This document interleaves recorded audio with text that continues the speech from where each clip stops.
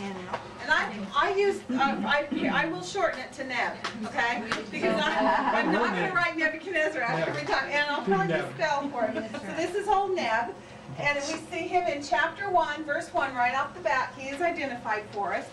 All right, hold on, let me get my observation worksheets out.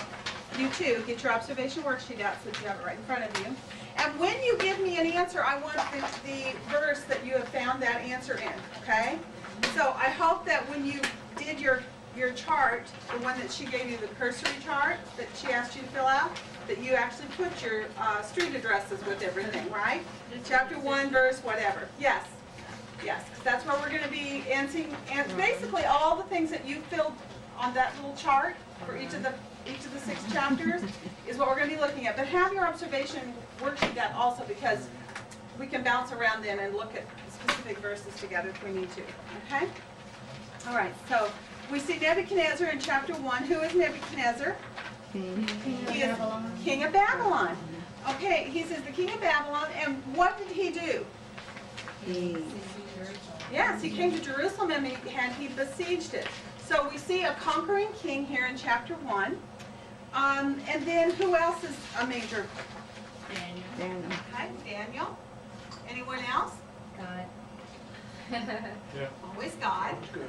I thought the commander of the official was also, he was all through it. Okay, and there's going to be an official that comes in there. Now, he becomes a key player in that he is that which God works through to accomplish what he wants to do with Daniel, correct? He starts out Okay. in verse 3. Mm-hmm. Yes, so that's good. Mark him down. Yes, okay. So we have Nebuchadnezzar, Daniel, the officials, and we also have who else? Shadrach, Meshach, and Abednego, and Daniel and his 3 friends. And his 3 friends. 3 buddies. I'm shortening it for purposes that are obvious. Okay. So these are the who's in chapter 1. Now, when does this occur? Third year. Third year of what? Reign of Jehoiakim, Jehoiakim. king of Judah. He was in the reign room. Jehoiakim. Okay, Jehoiakim. And who is, or what, where is Jehoiakim king? Judah. King of Judah. That's quite interesting. Now, wait a minute. We just started with Babylon, and now we're talking about Judah, right? Mm-hmm. All right. So the 3rd year of the reign of Jehoiakim, who was king of Judah.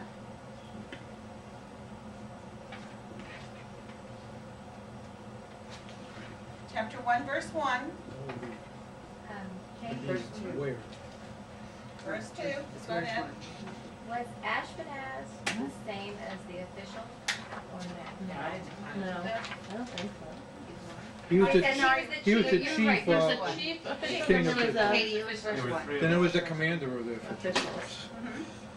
Okay. Then it was Well, I overseer. asked Kathleen because she said she looked up the commander and looked up chief, and that really didn't give any clarity to if it's... Because you've gone, but at this point, so what you know then, at this point, when you're doing overview observation and it's not clear, what does that tell you about that information? Can't wait till we get to China.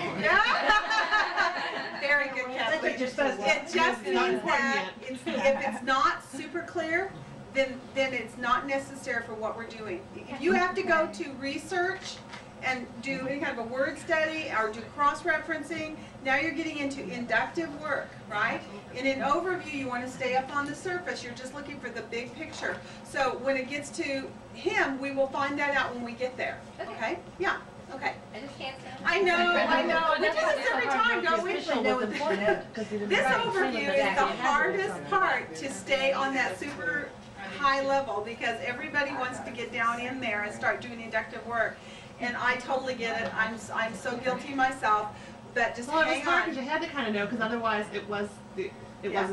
Right, one if you official mark that it, was it's the clear. key person. Right. If But it was different. But at this point, we Okay. probably, all we really need to know is that the who of it is Nebuchadnezzar and Daniel, because they are the 2 major characters in this particular chapter at this point. And yes, there are others, like the 3 friends and like the officials, that come into play in the story, but they are more for developing of the story plot line. They're not they are not the major characters that are going on in that chapter, right? All right? Okay. Now, when you look at the when, we know the third year, the reign of Jehoiakim, king of Who Judah. was first one? That was 1-1? Sorry. Okay. And it also mentions the first year of King Cyrus in 121. Okay. Now, what we know is the when of it, it says then that Daniel continues until the first year of Cyrus.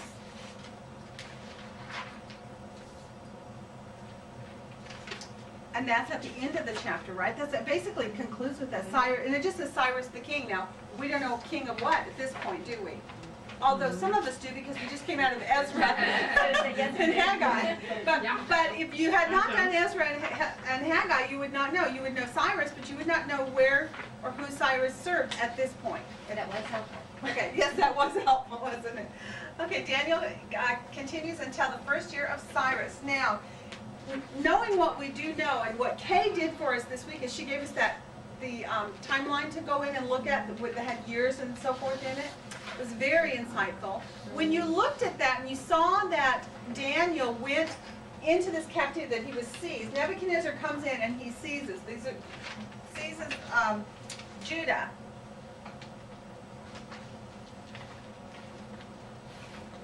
Let me get this on the board while my brain is still working here. We've got to get to the one. So we see that the first event happens here is what?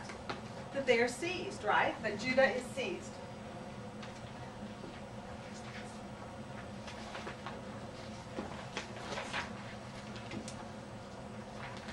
And when you looked on the timeline, what was the year that was given for the time of that particular seizing?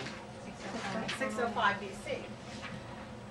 Now this is going to become rote memory for you in time. We'll get this down so well we won't even have to look at a calendar or a list. So we can see then that Daniel continues until the first year of Cyrus the king.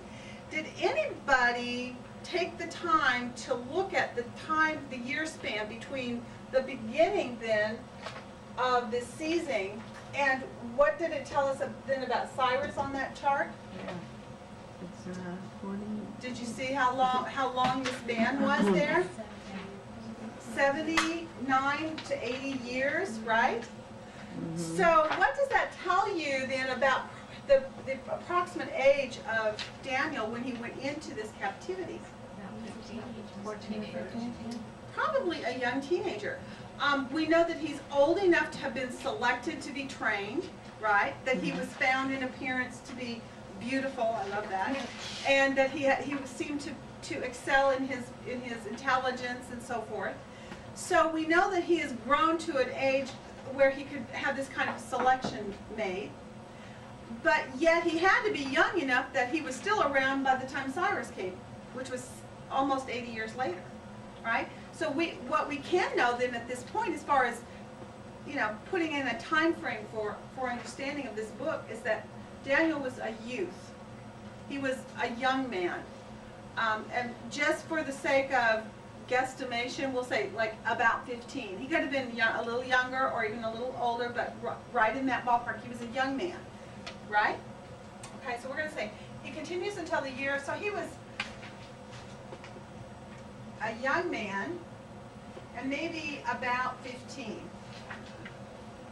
And just kind of put a question mark next to that. We're going to see if in time we might gain a little bit more insight on that.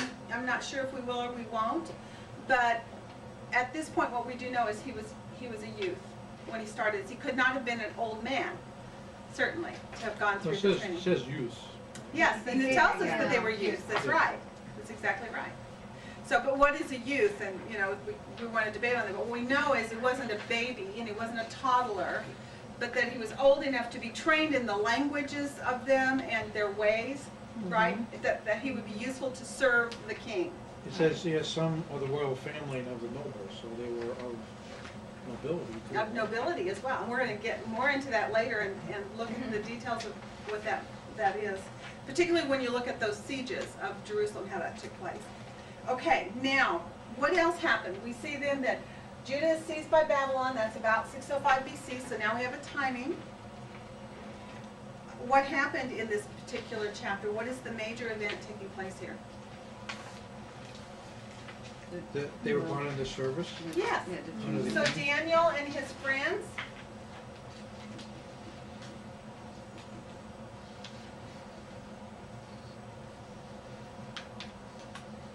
they are selected to serve the king. By God. I love that. Oh my God. That's right. Now, when we get into the inductive part of this, we're going to get into a lot more of the spiritual insights and truth of how this was all unfolded. What was the driving force behind him being selected? And you can really see it in just reading the storyline, the prayers and how they chose to honor God and so forth. But without having to go into too much detail on that right now, we can still see, though, that definitely God, who is going to be always a major character in any of your books that you go through and read, anytime you see a reference or an inference to him being there or present, that he is a major subject, right? Okay, so we see Daniel and his friends in there are selected to serve the king. And were there any other insights that you saw that were significant in this? What about where Daniel made up his mind? I thought that was the key Yeah. point, because I mean, we see God working and doing everything, but I thought that was a key point and something that really Yeah. spoke to me. In a lot of- He made up his mind, and then Yeah, God it explains to us why they were selected to serve too, because through the process of determining that he would not defile himself, that he would honor God and God's ways for the Jewish system of worshiping God, then because of that, then God gave him compassion and allowed him to have favor shown toward him by the officials, right?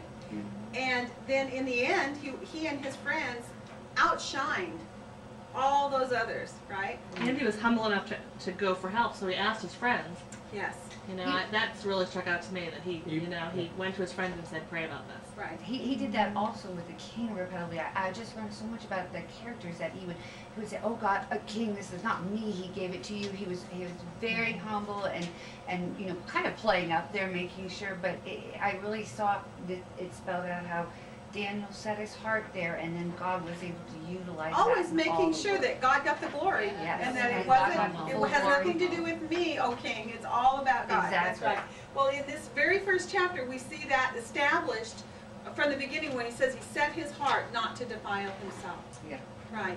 Okay, so when it's all said and done then, if you have to title this chapter, determine its major theme. Now here's the thing about these titles. There is so much more in the fullness of what is going on in each one of these chapters and stories, right?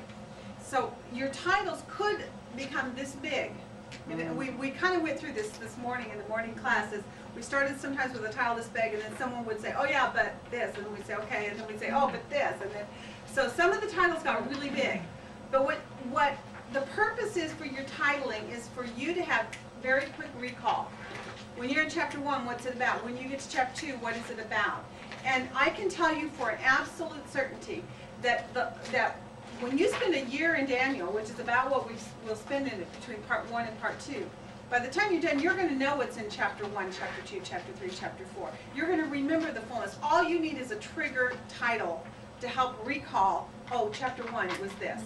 So keep that in mind as you're trying to title your different chapters, because that major theme that you come up with for that thing is just to help. It's all it is a tool to help you recall what's in the context of that book or that chapter. All right, so what are you going to title then chapter 1? Can I ask a question? So Uh-huh. you wouldn't put under the what that about Daniel making up his mind not to defile himself? You could,